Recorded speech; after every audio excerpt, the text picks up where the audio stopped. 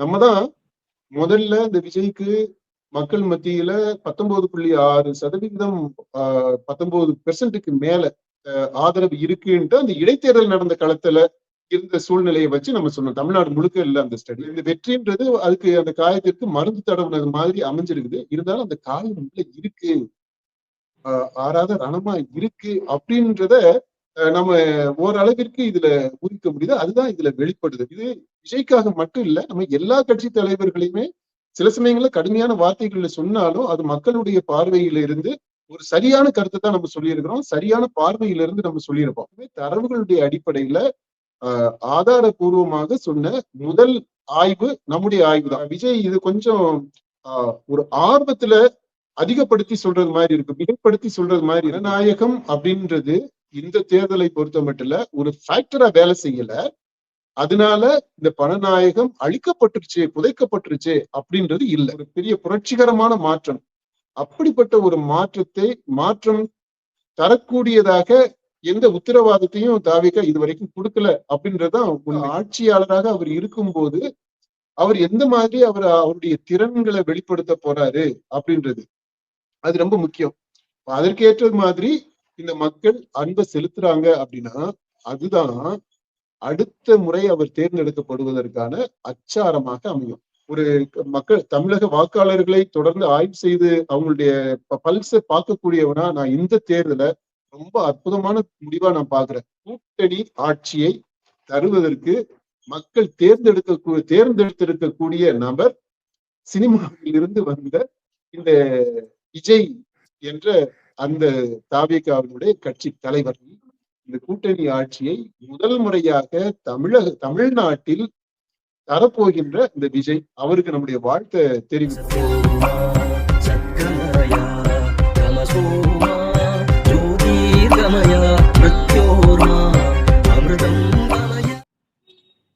தாவேகா தலைவரும் விரைவில் முதல்வராக பதவியேற்கக்கூடிய முதல்வர் விஜய் அவர்களும் வாக்காளர்களுக்கு நன்றி செலுத்தும் விதமா ஒரு அறிக்கை வெளியிட்டிருக்கிறாரு. அந்த அறிக்கையில என்ன சொல்லியிருக்கிறாரு அப்படிங்கறத பார்த்துடலாம். முதல்ல வழக்கம் போல என் நெஞ்சில் குடியிருக்கும் அனைவருக்கும் வணக்கம் அப்படிங்கறத சொல்லிதான் ஆரம்பிச்சிருக்கிறாரு. அடுத்ததாக அவர் கட்சி ஆரம்பித்ததில் இருந்தே நம்மை ஏளனமாக பார்த்தவர்களும் பேசியவர்களுமே அதிகம். அரசியலில் இது இயல்பே என்றுதான் நாமும் அதை கடந்து வந்தோம். எவரையும் சாராமல் மக்களை மட்டுமே நம்பி தேர்தல் களத்திலும் சில்லாக நின்றோம் அப்படிங்கிறத சொல்லியிருக்கிறாரு. ஆமா, அது முதல் பாராவா சொல்லியிருக்கிறாரு. இப்ப இத வாசித்த உடனே எனக்கு ஃபர்ஸ்ட் ஸ்ட்ரைக்கிங் என்ன பட்டுச்சுன்னா, மக்கள் இவ்வளவு ஏகோபித்த ஆதரவு கொடுத்து முதல்வர் ஆக்கிட்டாங்க. அவர் முதல்வர் ஆயிடுறாரு. இப்போ இன்னும் சில மணி நேரங்கள் தான் கவுண்ட் டவுன் ஆரம்பிச்சிருச்சு அவரு முதல்வர் ஆகுறதுக்கு. அப்படி இருந்துமே கூட அவர் அந்த அந்த நன்றி மடல் அதை ஆரம்பிச்சிருக்க பாருங்க. கட்சி ஆரம்பித்ததிலிருந்தே நம்மை ஏளனமாக பார்த்தவர்களும் பேசியவர்களும் அப்படின்னு தான் சொல்றாரு. அதாவது அவ்வளவு தூரம் டீப்பா ஹர்ட் ஆயிருக்கிறாரு. அதாவது இவ்வளவு பெரிய மகத்தான வெற்றியை கொண்டாடக்கூடிய சூழ்நிலையிலையும் கூட அவருக்கு ஃபர்ஸ்ட் எது மேலோங்கி இருக்குதுன்னா, இந்த மாதிரி நம்மள ஏளனமா பார்த்து பேசினது அப்படின்றது அவருக்கு அவ்வளவு தூரம் ரொம்ப ஆழமான ஒரு தாக்கத்தை பாதிப்பை ஏற்படுத்தியிருக்கு. மனசளவுல காயப்பட்டிருக்கிறாரு. அந்த காயம் இந்த வெற்றின்றது அதுக்கு அந்த காயத்திற்கு மருந்து தடவுனது மாதிரி அமைஞ்சிருக்குது. இருந்தாலும் அந்த காயம் உள்ள இருக்கு, ஆறாத ரணமா இருக்கு அப்படின்றத நம்ம ஓரளவிற்கு இதுல ஊகிக்க முடியுது. அதுதான் இதுல வெளிப்படுது.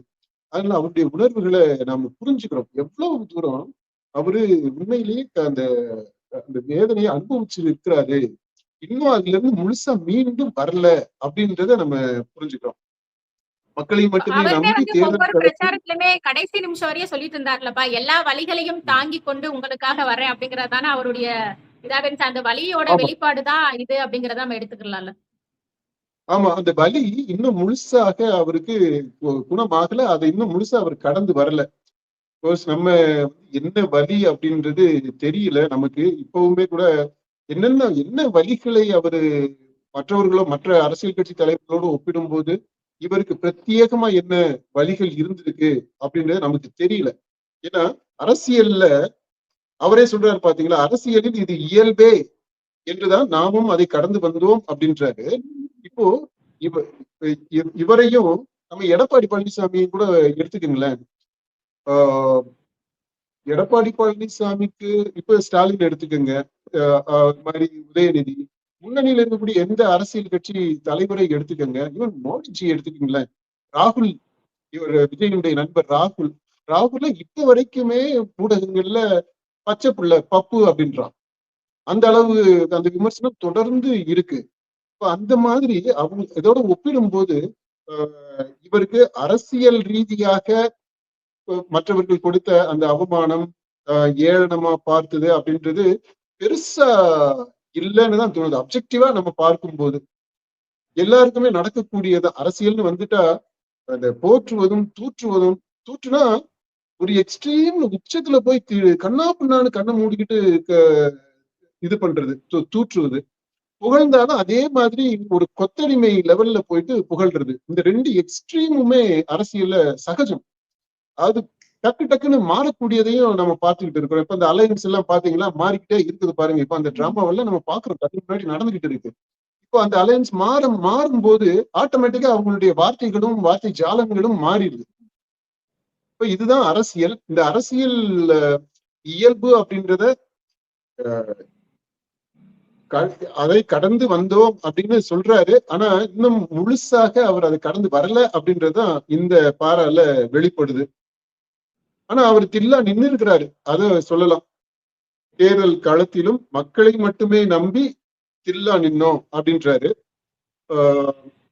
மக்களை மட்டுமே நம்பி இல்ல, அவர் கூட்டணிகளுக்கும் காத்திருந்தாருன்றதும் உண்மைதான். ஏன்னா எல்லாத்தையுமே இப்போ அவர் முதல்வர் ஆயிட்டாரு அப்படின்றதுனால நடந்த விஷயங்கள் எல்லாத்தையும் நம்ம பூசி மெழுகணுன்ற அவசியம் கிடையாது. அவரு கூட்டணிக்காக காத்திருந்தார், கூட்டணிக்காக பேரங்கள் எல்லாம் பேசப்பட்டது, நெகோசியேஷன்ஸ் நடந்தது அப்படின்றது எல்லாமே உண்மைதான். அது மறுக்கவெல்லாம் முடியாது. அது ஒர்க் அவுட் ஆகல, அது பல்வேறு காரணங்கள்னால அது சரியா வரல. அந்த சூழ்நிலையில அத கூட்டணிக்கு வராம இருந்தவங்க இவரை அண்டர் எஸ்டிமேட் பண்ணியிருந்தாங்க அப்படின்ற அதை வேணா நம்ம சொல்லலாம், ஒத்துக்கலாம். இவருக்கு என்ன சப்போர்ட் இருக்க போகுது அப்படின்ற அந்த காரணம், அது ஒரு முக்கியமான காரணம் ஏன் கூட்டணிக்கு வரல அப்படின்றது. ஆனா இவரு கூட்டணிக்காக எதிர்பார்த்தார் அப்படின்றது உண்மை. அந்த கூட்டணி வராத பட்சத்துல இவர் மன சோர்ந்து போயிடல. அதெல்லாமே அவருக்கு ஒரு கஷ்டமா தான் இருந்திருக்கும். ஆனா அதை தாண்டி வந்துட்டார். தாண்டி வந்து அப்புறம் தான் தேர்தல் களத்தில் தில்லாக்கி நிக்கிறார். அடுத்த பாராவுக்கு போலாம். நடுநிலை என்ற பெயரிலும் விமர்சனம் என்ற பெயரிலும் முகமுடி அணிந்த அவமானங்களும் அவதூறுகளுமே நமக்கு பரிசளிக்கப்பட்டன. ஆனால் நாம் யாருக்கு நன்றி கடன் செலுத்த அரசியலுக்கு வந்தோமோ அவர்கள் நம் சொந்தங்களாகிய நம் தமிழ்நாட்டு மக்கள் நம்மை எப்போதும் தாயன்போடு தாங்கியே பிடித்து வந்தனர், வருகின்றனர். ஆமா, இது நடுநிலைன்ற பேர்ல, இந்த விமர்சனம்ன்ற பேர்ல முகமூடி அணிந்த அவமானங்களும் அவதூறுகளுமே நமக்கு பரிசளிக்கப்பட்டன அப்படின்ட்டு ஒரு ஸ்வீப்பிங் ஸ்டேட்மெண்டா சொல்றாரு. அப்படின்னா அதாவது விமர்சனங்கள், எல்லா விமர்சனங்களும் அப்படி இல்லை. அந்த நடுநிலைன்ற பேர்ல வந்த அந்த விமர்சனங்கள் எல்லாமே முகமூடி அணிந்த அவமானம் அவதூறு அப்படி இல்லை. நான் பார்த்தது வரைக்கும் அவருடைய பார்வைக்கு போனது பெரும்பாலானது அப்படி இருந்திருக்கலாம். ஆனா உண்மையாகவே நடுநிலையில இருந்து விமர்சனம் பண்ணவங்க இருக்கிறாங்க. அதுல வந்து அந்த அவமானம் அவதூறு இல்லாம இவர் மேல ஒரு அக்கறையோட விமர்சனம் பண்ணவங்களும் இருக்கிறாங்க. அது இந்த இவர் பண்ண அந்த கேம்பெயின்ல, அந்த ஸ்ட்ராட்டஜிஸ்ல எங்கெங்க அந்த கேப்ஸ் இருந்தது, எங்க அந்த லூப் ஹோல்ஸ் இருந்தது, எங்க அவங்க மிஸ் அவுட் பண்ணியிருக்கிறாங்க, எங்க ஒரு எக்ஸாஜரேஷன் நடந்திருக்குது அப்படின்ற அந்த மாதிரியான விஷயங்கள் எல்லாத்தையுமே நடுநிலையில இருந்து உண்மையான அக்கறையோட சொன்னவங்களும் இருக்கிறாங்க. இப்போ உதாரணமா நம்ம மக்கள் கட்சி பாகுபாடு இன்றி அவங்களுடைய செயல்பாடுகள் அவ அக்கறையோட நம்மளுமே நிறைய கருத்துக்களை வந்து தெரிவிச்சு கூட இதெல்லாம் மாற்றிக்கிறணும் அப்படிங்கிறது உண்மையான அக்கறையோட சொன்ன விஷயங்கள் தான். நம்மளுமே நிறைய விஷயங்கள் பேசி இருக்கிறோம் இந்த மாதிரி. ஆமா, இப்போ நம்முடைய ஆய்வுகளை எடுத்துக்கிட்டோம் அப்படின்னா இந்த பீப்புள் ஸ்டடிஸ், இந்த TN 2026 சேனல்ஸ்ல எல்லாமே இருக்கு, அந்த காணொலிகள் எல்லாமே இருக்கு. நம்முடைய ஆய்வுகள் அடிப்படையில தான் அது எல்லாத்தையுமே பேசி இருக்கிறோம்.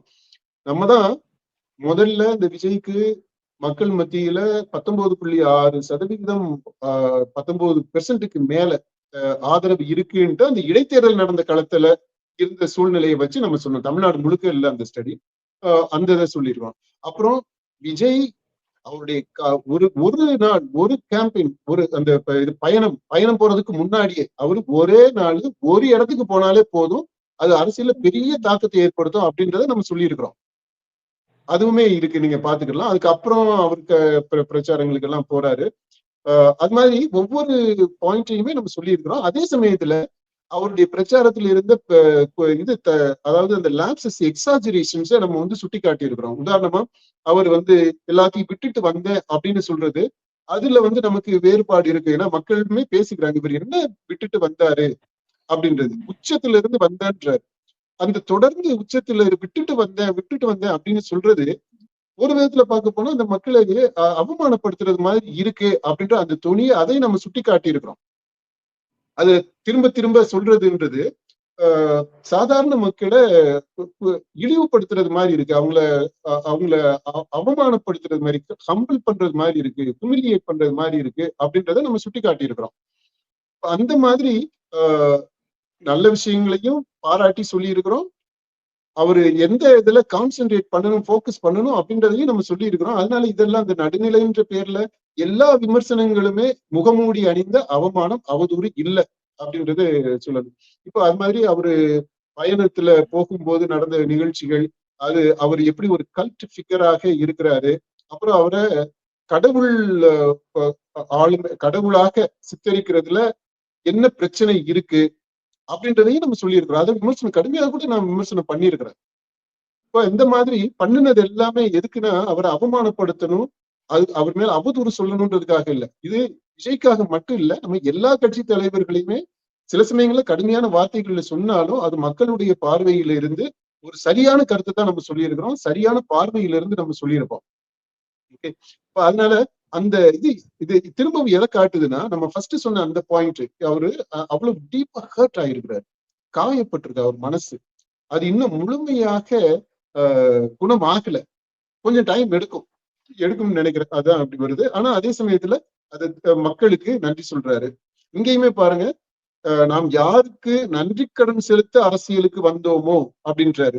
அது இங்கேயுமே அவர்களுடைய சென்டர் தான், அதாவது விஜய் சென்டர்ட் பாலிடிக்ஸா தான் இருக்கு. இதையுமே நம்ம சுட்டி காட்டி இருக்கிறோம்.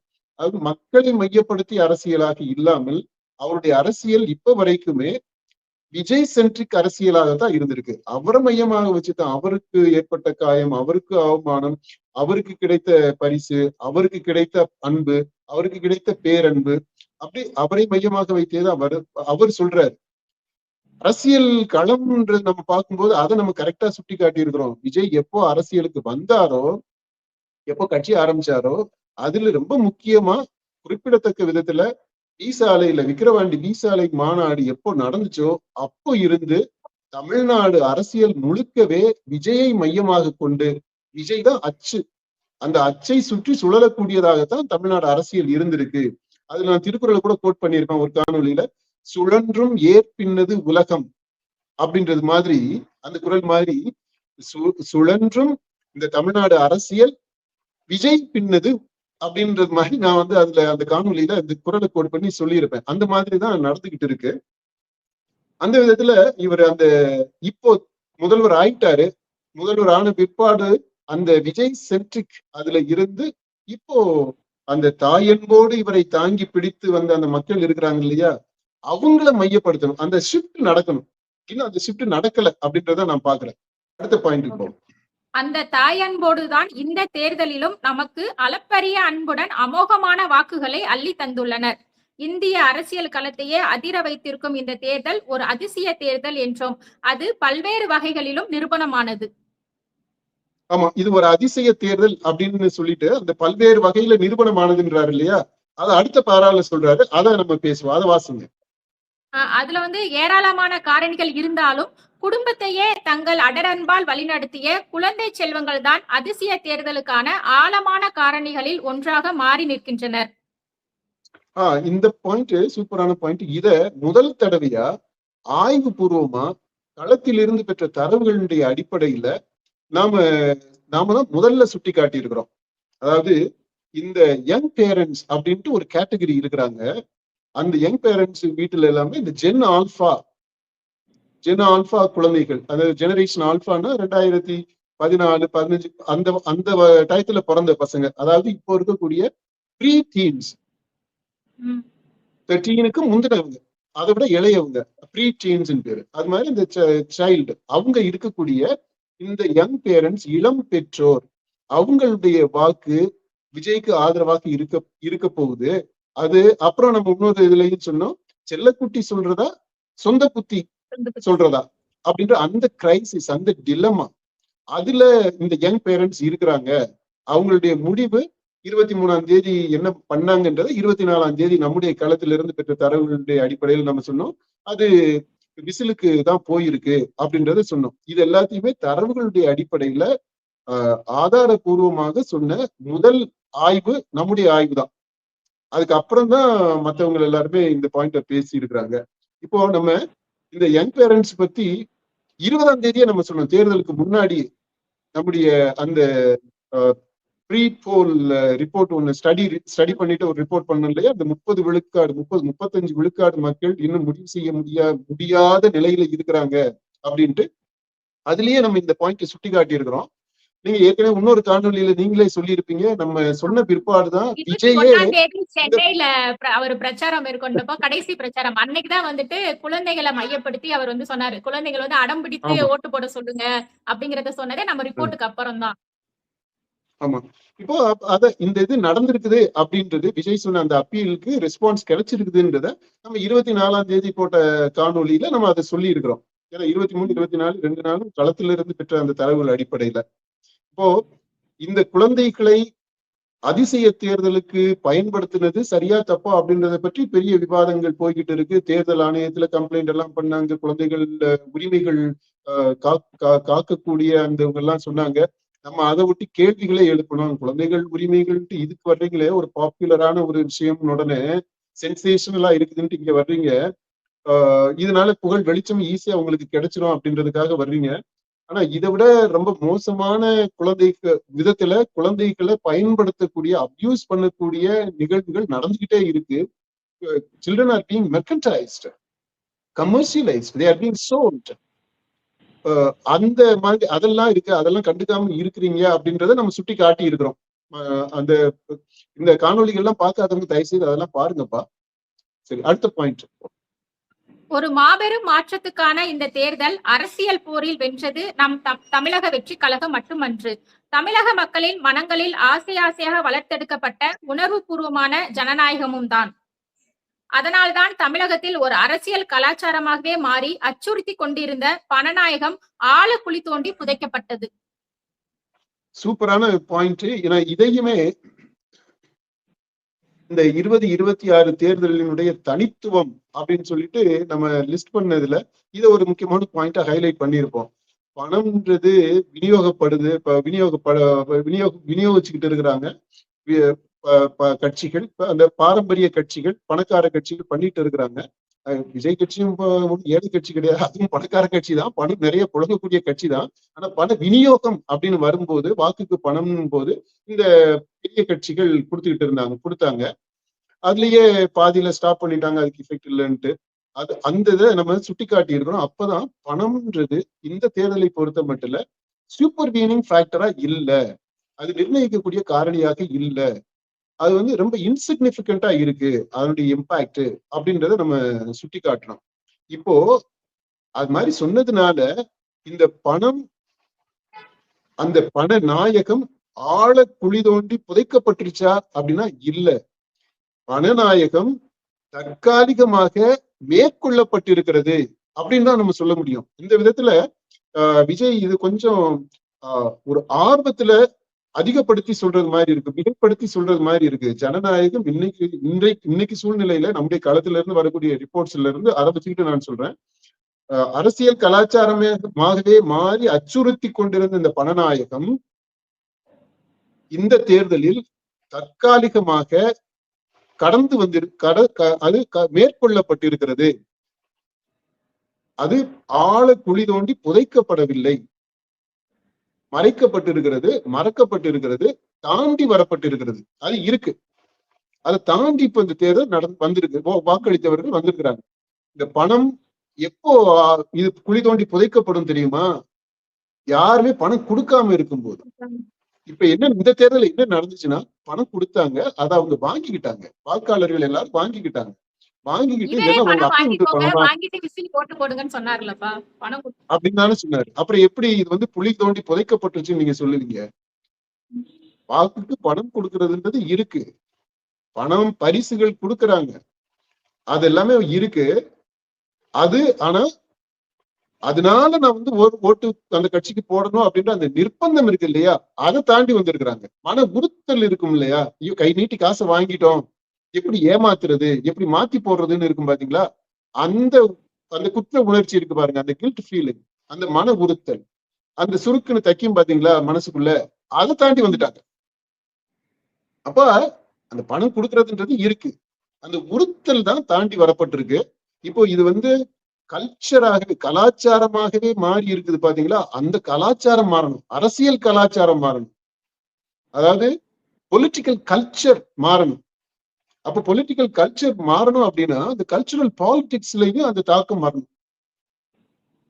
அது ரெண்டும் இணைந்து தாவேகாவுமே போகக்கூடிய. எல்லா தொகுதிகளிலுமே பணம் கொடுக்கலன்னு சொல்ல முடியாது. சில குறிப்பிட்ட ஏரியாக்கள்ல வந்து இவங்களுமே பணம் கொடுத்திருக்கிறாங்க. பணம் கொடுத்துதான் மத்த கட்சிகள் மாதிரி இல்லைனாலும் இவங்களுமே பணம் கொடுத்திருக்கிறாங்க வாக்காளர்களுக்கு. ஆமா. அடுத்து இல்லப்பா, இந்த பணநாயகம்னு சொல்லும் போது இந்த தேர்தலுக்கு பண செலவு இருக்குது இல்லையா, இந்த தேர்தல்ல கலந்துக்கணும் அப்படின்னா அதுக்கு செலவு இருக்கு இல்லையா. தேர்தல் ஆணையம் ஒரு குறிப்பிட்ட சில லட்சங்களை நிர்ணயம் பண்ணியிருக்கு. ஆனா அதை விட அதிகமாக தான் எல்லா கட்சிகளுமே, நாம் தமிழரை தவிர மற்ற எல்லா கட்சிகளுமே அதிகமாக தான் செலவு பண்ணியிருக்காங்க. தாவிகா முதற்கொண்டு எல்லா கட்சிகளுமே அப்படிதான் செலவு பண்ணியிருக்கிறாங்க. ஏன்னா அது அந்த அப்ப எக்ஸ்ட்ராவா செலவு பண்ண பணம் எப்படி, அதை எப்படி நியாயப்படுத்த முடியும் இல்ல. அதனால இந்த பணநாயகம் அப்படின்றது இந்த தேர்தலை பொறுத்த மட்டும் ஒரு ஃபேக்டரா வேலை செய்யல. அதனால இந்த பணநாயகம் அழிக்கப்பட்டுருச்சு, புதைக்கப்பட்டுருச்சு அப்படின்றது இல்ல. அடுத்து தமிழக வெற்றிக் கழகம் மாற்றத்திற்கான மாபெரும் முதன்மை சக்தியான அரசியல் இயக்கம் என்பது இதன் மூலம் ஆழமாகவும் அழுத்தமாகவும் நிரூபிக்கப்பட்டுள்ளது. நியாயமான நேர்மையான பார்வை கொண்ட அனைவரும் இதை அப்படியே ஏற்பர் என்பதே அடர் உண்மை. அதாவது மாற்றத்திற்கான முதன்மை சக்தி அப்படின்றத இவரு முதல்ல இருந்தே சொல்லிக்கிட்டு இருக்கிறாரு. இது மாற்று சக்தின்னு இல்ல. ஆக்சுவலா இதுல இந்த ரொம்ப கிளவரா இதை எழுதி கொடுத்தவங்க மாற்றமும் முதன்மையும் ரெண்டையும் கம்பைன் பண்ணி விட்டுட்டாங்க. இதுவரைக்கும் அதுக்கு முன்னாடி எல்லாம் நீங்க பார்த்தீங்கன்னா மாற்றம்ன்றதை பத்தி விஜய் சொல்ல மாட்டாரு. முதன்மை சக்தி, முதன்மை சக்தி, தூய சக்தி, தீய சக்தி, அந்த அந்த எதிர் முனைகள்ல இவங்க தூய சக்தியாகவும் திமுக தீய சக்தியாகவும் இருக்கும். அப்படி அந்த ரெட்டாரிக்ஸ்ல தான் போயிருப்பாரு. இதுல மாற்றம் இல்ல, இது வந்து முதன்மை சக்தியாக இருக்கு அப்படின்றத சொல்லுவாரு. தமிழ்நாட்டு அரசியல்ல இதுதான் பிரைமரி ஃபோர்ஸ், சூப்பர் ஃபோர்ஸ் அப்படின்றது மாதிரி அதைத்தான் சொல்லிட்டு வந்திருப்பாரு. அந்த விதத்துல இது முதன்மை சக்தியாகத்தான் இந்த தேர்தல் முடிவுகளை பார்க்கும்போது கண்டிப்பாக இது முதன்மை சக்தியாக வந்திருக்கு. அது உண்மை. அதை நம்ம அக்னாலேஜ் பண்ணணும். அது எல்லா எதிர்கட்சிகளும் தோற்ற கட்சிகள் எல்லாமே அக்னாலேஜ் பண்ணிதான் ஆகணும். ஏன்னா வாக்குகள் எண்ணிக்கைன்னு நீங்க எடுத்துக்கிட்டீங்கன்னாலுமே கூட மற்ற எஸ்டாப்ளிஷ்டு பார்ட்டிஸ் இருக்கு இல்லையா, திமுக அதிமுக, அந்த ரெண்டு கட்சிகளும் தனித்தனியாக வாங்கின வாக்குகளை விட, டோட்டலா தமிழ்நாடு முழுக்க வாங்கின வாக்குகளை விட தாவேக்கான்ற புது கட்சி அதிகமாக வாக்கு வாங்கியிருக்கு. அப்புறம் சீட்ஸ்ன்னு எடுத்துக்கிட்டாலும் இந்த திமுக அதிமுக கட்சிகள் தனிப்பட்ட முறையில கட்சிகளாக வாங்கின இடங்களை விட அதிகமான இடங்களை 108 இடங்கள் வரைக்கும் இந்த கட்சி ஜெயிச்சிருக்கு. அப்படி பார்த்தோம்னா இந்த தேர்தல் தாவேகா முதன்மையான சக்தி அப்படின்றத கண்டிப்பாக ப்ரூவ் பண்ணிருக்கு. It's being demonstrated. அதை யாரும் மறுக்க கொள்ள முடியாது. சரி, அடுத்து வந்து எக்காலத்திலும் நிகழவே நிகழாது என்றிருந்த மாற்றத்திற்கான அரசியல் வெற்றியை நிகழ்த்து காட்டிய தமிழ்நாட்டு மக்களாகிய என் சொந்தங்களுக்கு என் வாழ்நாள் நன்றியை காணிக்கையாக்குகின்றேன். ஓகே, அதாவது மாற்றத்திற்கான அரசியல் வெற்றி எக்காலத்திலும் நிகழவே நிகழாது அப்படின்ட்டு இல்ல, அந்த அந்த மாதிரி அப்படி ஒரு சூழல் இருந்ததாக இல்லை. இவரை மையமாக வச்சு பார்க்கும்போதுதான் சொல்றாரு இந்த மாதிரி நிகழவே நிகழாது அப்படின்றது அப்படி ஒரு சூழ்நிலை இல்ல.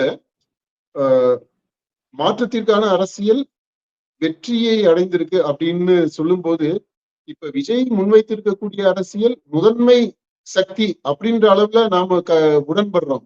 ஆனா மாற்றத்திற்கான அரசியலா இது? விஜய் முன்வைத்திருக்கிறது மாற்றத்திற்கான அரசியலா அப்படின்னா, அது இப்பதான் அந்த மாற்றம்ன்றத இந்த அறிக்கையில தான் அவரு திரும்ப வலியுறுத்தி சொல்லிக்கிட்டு இருக்கிறாரு. இது மாற்றத்திற்கான அரசியலாக நம்ம பார்க்க முடியல.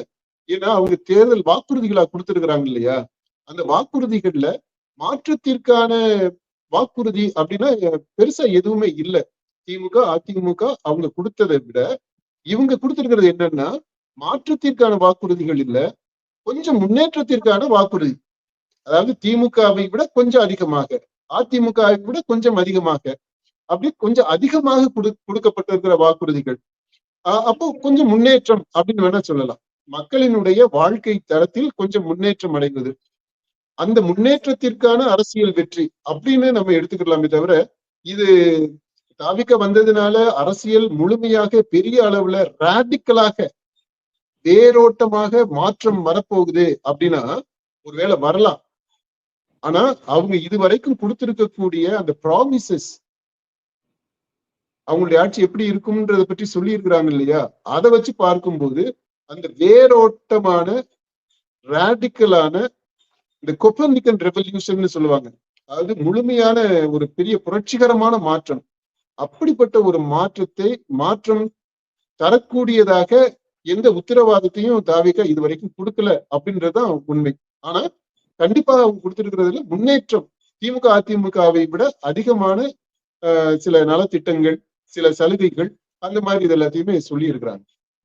அடுத்ததா அவர் சொல்லியிருக்கிறது, நம் சொந்தங்களுக்கு நன்றி செலுத்தும் அதே வேளையில் நம் கழக தோழர்கள், அனைத்து நிலை நிர்வாகிகள், விர்ச்சுவல் வாரியர்ஸ் என உங்கள் ஒவ்வொருவருக்கும் தனித்தனியாக என் நெஞ்சார்ந்த நன்றி அறிதலை தெரிவித்துக் கொள்கிறேன் அப்படின்னு சொல்லியிருக்கிறார். ஆமா ஆமா, அதுல நன்றி தெரிவிச்சதுல அந்த வர்ச்சுவல் வாரியர்ஸ் இருக்கிறாங்க இல்லையா, அவங்களுக்கு சிறப்பான முறையில அவர் நன்றியை தெரிவிக்கணும்னு நினைக்கிறேன். தனித்துவமா கழக தோழர்கள், அனைத்து நிலை நிர்வாகிகள், அவங்க எல்லாருக்கும் சொல்ற நன்றியை விட இந்த வர்ச்சுவல் வாரியர்ஸுக்கு அதிகமா நன்றி சொல்லணும். ஏன்னா அந்த டிஜிட்டல் உலகத்துக்குள்ள இருந்து அந்த வர்ச்சுவல் ரியாலிட்டி அதை கிரியேட் பண்ணது இந்த விஜய் என்ற திரைப்பிம்பம்.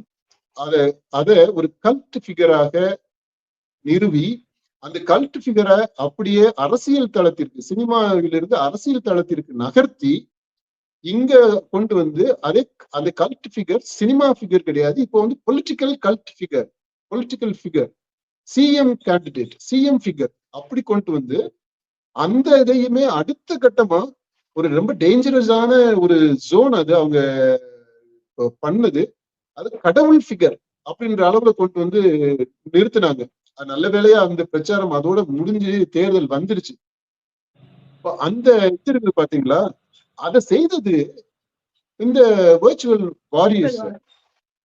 ஆமா, இப்ப அது அப்புறம் ஸ்ட்ராட்டஜிஸ் என்ன அவங்க வந்து ஐடியா கொடுப்பாங்க, அதை எக்ஸிக்யூட் பண்றது வந்து இவங்க தானே. உட்கார்ந்து போன்லயோ அல்லது லேப்டாப்லயோ இல்ல டெஸ்க்டாப்லயோ உட்கார்ந்து இந்த வேலைகளை செய்யறது, அந்த அவங்களுடைய உலகமே டோட்டலாவே கனவு உலகம், வர்ச்சுவல் உலகம், ஆர்டிபிஷியல் செயற்கையாக உருவாக்கப்பட்ட உலகம். அந்த உலகத்துக்குள்ளேயே சஞ்சரிச்சுக்கிட்டு இருந்தவங்க, ஒரு ஃபேண்டசிக்குள்ளேயே இருந்தவங்க, அந்த ஃபேண்டசிய நிஜம்னு நம்பிக்கிட்டே இருந்தவங்க, நம்பிட்டு இருந்து கடைசியா ஓரளவிற்கு அந்த ஃபேண்டசிய இவங்க நம்பினத மக்களையும் நம்ப வச்சவங்க. நம்புறது மாதிரி நம்பக்கூடிய விதத்துல அது பேக்கேஜ் பண்ணி டிசைன் பண்ணி கொடுக்குறாங்க இல்லையா, அதுக்கு அவ்வளவு கிரியேட்டிவிட்டி வேணும். இது வந்து அவ்வளவு லேசாவெல்லாம் செஞ்சிட முடியாது. ஸோ அந்த இதை செஞ்ச வர்ச்சுவல் வாரியர்ஸ கண்டிப்பா தனித்துவமா அவங்களை குறிப்பிட்டு பாராட்டணும்ன்றது, பாராட்டி இருந்தா இன்னும் கூட நல்லா இருந்திருக்கும். இறுதியா வந்து இவ்வேளையில் நமக்கு இந்த தேர்தலில் வாக்களிக்க மறந்தாலும் எதிர்வரும் காலங்களில் நம்மை அதிகமாக நேசிக்க போகும் நம் சொந்தங்களுக்கும் என் அன்பை தெரிவித்துக் கொள்கிறேன் அப்படின்னு சொல்லி முடிச்சிருக்கிறாரு. இது நல்ல முத்தாய்ப்பா முடிச்சிருக்கிறாரு. இதுதான் ரொம்ப முக்கியம். இந்த கடைசி சென்டென்ஸ் இருக்கு பாத்தீங்களா, அதுதான் இவருடைய ஆட்சியினுடைய நிர்வாக திறனை அளக்கக்கூடிய ஒரு அளவுகோலா இருக்கும். எதை வச்சு எடை போடுறது அப்படின்னா, அந்த எடை போடுறதுக்கான அந்த கிரைட்டீரியன் இதுதான், சோல் கிரைட்டீரியன். அதாவது இந்த தேர்தலில் வாக்களிக்க மறந்தாலும் இருக்கிறாரு. அது ஒரு நாசுக்கா சொல்றாரு. வாக்களிக்காதவர்கள், எதிர்த்து வாக்களித்தவர்கள் அப்படின்னு வெளிப்படையா கூட சொல்லியிருக்கலாம். நமக்கு வாக்களிக்காதவர்கள் மறக்கவெல்லாம் இல்ல. வாக்களிக்க கூடாதுன்ட்டு எதிர்த்து வாக்களிச்சிருக்கிறோம். அதான் உண்மை. அப்படி எதிர்த்து நம்மை பிடிக்காமல் எதிர்த்து வாக்களித்தவர்களும் அடுத்து வரக்கூடிய காலங்கள்ல நம்முடைய ஆட்சி எப்படி செயல்பட போகிறது அப்படின்றத பார்த்து அதனுடைய பயன்களை அனுபவித்து அதன் மூலமாக நம்மை அதிகமாக நேசிக்க போகும் நம் சொந்தங்கள். அப்படி வரும். அதான் அதுல உள்ள அடங்கி இருக்கு. அப்போ அவருடைய ஆட்சி இந்த மாதிரி அவருக்கு வாக்களிக்காதவர்கள் அல்லது அவருக்கு எதிர்த்து வாக்களித்தவர்கள் இப்போ 35% வாக்கு வாங்கி இருக்கிறாரு. அப்போ ஒரு 65% பேரு அவருடைய பிடியிலிருந்து வெளியில இருக்கிறாங்க. இப்ப அந்த 65% பேரும் எப்படி இவருடைய ஆட்சியை அசஸ் பண்ண போறாங்க, அவங்களுக்கு இந்த ஆட்சியினுடைய பலன் எவ்வளவு தூரம் போய் சேர போகுது அப்படின்றதுதான். இவரு எப்படிப்பட்ட ஆட்சியை கொடுக்கிறாரு, இவருக்கு என்ன மாதிரியான ஆட்சியாளர் அப்படின்ற பேரு வரப்போகுது அப்படின்றது. ஏன்னா இதுவரைக்கும் அவர் ஒரு கனவு நாயகனாகத்தான் இருக்கிறார். இப்ப வரைக்குமே ஒரு காட்சி பொருளாகத்தான் இருக்கிறார்.